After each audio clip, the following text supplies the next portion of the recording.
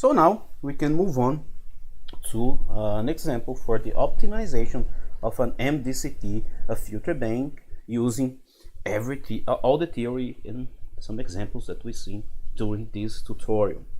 So we will define a function we'll call optimum_func MDCT that will contain an optimization of the baseband prototype with the determinant equals to -1 for a given number of subbands. So maybe, for example, we'll see for n equals to 4 and n equals to 16. So we start importing our libraries. We're going to use NumPy, we're going to use SciPy, optimize SciPy signal, and we are going to use matplotlib pyplot to plot. We will use again this function that we used many times before. So this is a function that multiplies two polynomial matrices. We've seen this in previous tutorials. We have our delay matrix, we also seen in previous tutorials. Then we have this function to produce the folding matrix F, and we also seen this before. And then we will have a function that extracts the analysis baseband impulse response from this folding matrix of a cosine modulated filter bank, and we'll put all of this together. So let's start with n equals to 4, so this is the number of subbands, and then we will have our starting point is a vector of random numbers. So we will generate these values for this vector randomly. So then we calculate our folding matrix Fa using this vector with the initialized values generated randomly. Then we also compute here our delay matrix. We will get our Fa of c by multiplying these two. Then we will have our impulse response by reading out this extracting these coefficients from our Fa folding matrix. So this is what we are doing here. So then we are plotting our initial impulse response from this vector that was randomly initialized. So this will be our starting point, and then we will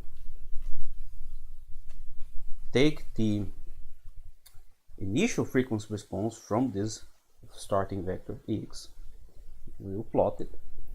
Then we will plot our desired frequency response.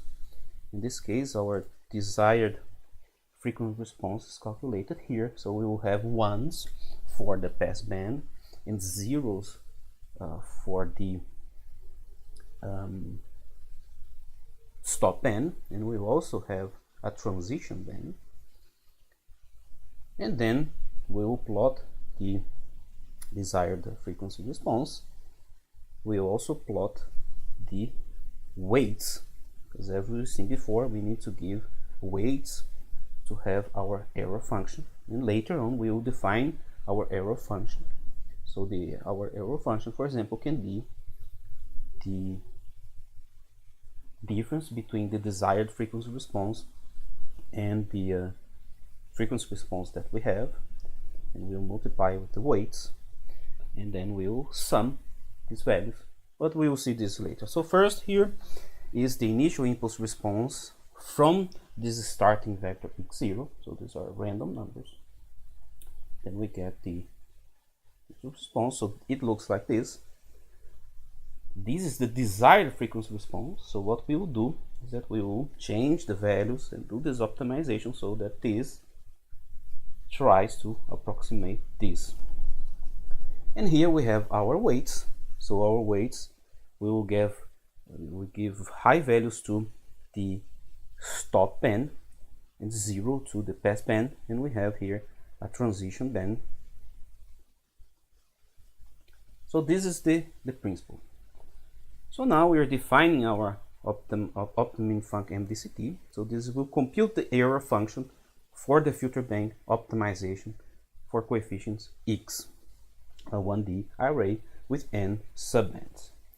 So we are doing the same what we are doing here, but in the end here we have our error. It will be the sum of the absolute value of the frequency response minus the desired frequency response times the weights. So this is our error. So up until here we are doing the same that we done here, and now we calculate the error, and this function will return the error.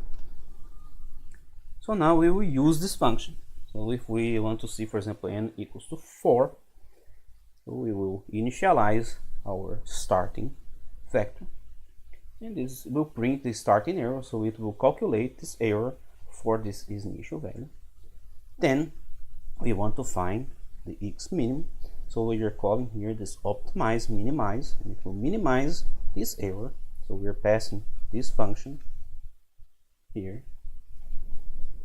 with this starting optimization vector here, and the argument is the number of subbands we are passing here, and then we will print this minimize optimize coefficients. We can also save them, and this will be the error after the optimization. So after we find this minimum, we calculate the error,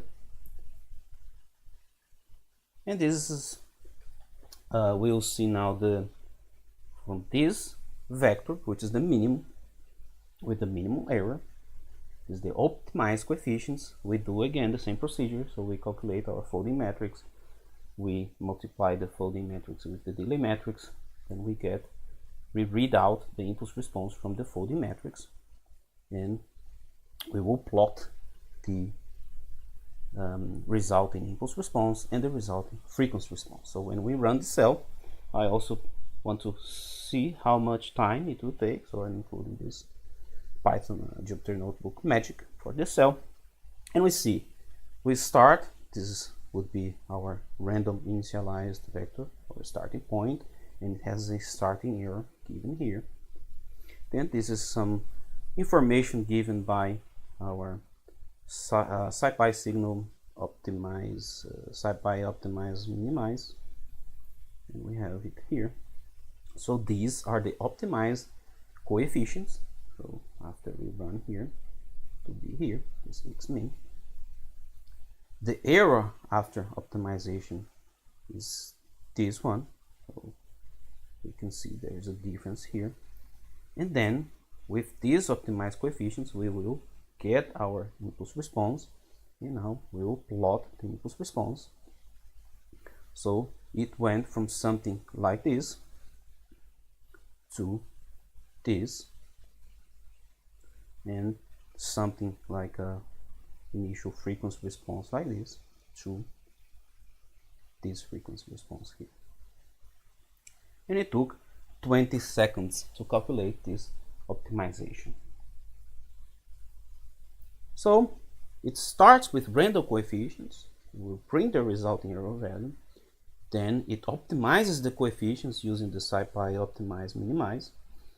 Then after it's finishing this optimization, it will print out the resulting error value like we've seen before, and then we have here the resulting baseband prototype and its magnitude frequency response, which we see here. And we observe that this resulting baseband impulse response is very similar to the sine window, but not exactly the same, because it is more optimal in our optimization function sense. So this was for n equals to 4. We can also see n equals to 8, so we can run our cells. Let's do this.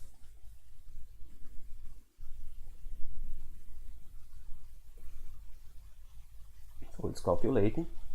This was the starting error.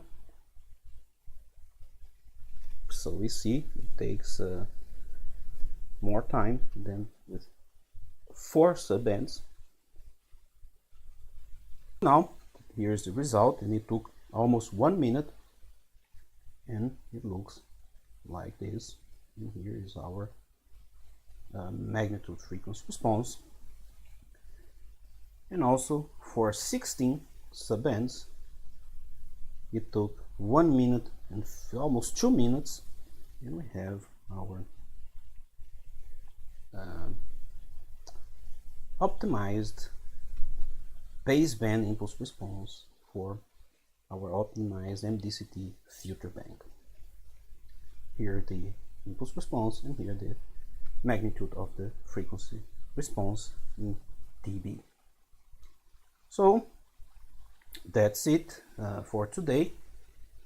This was our tutorial on the optimization for MDCT filter bank, and I see you on our next tutorial.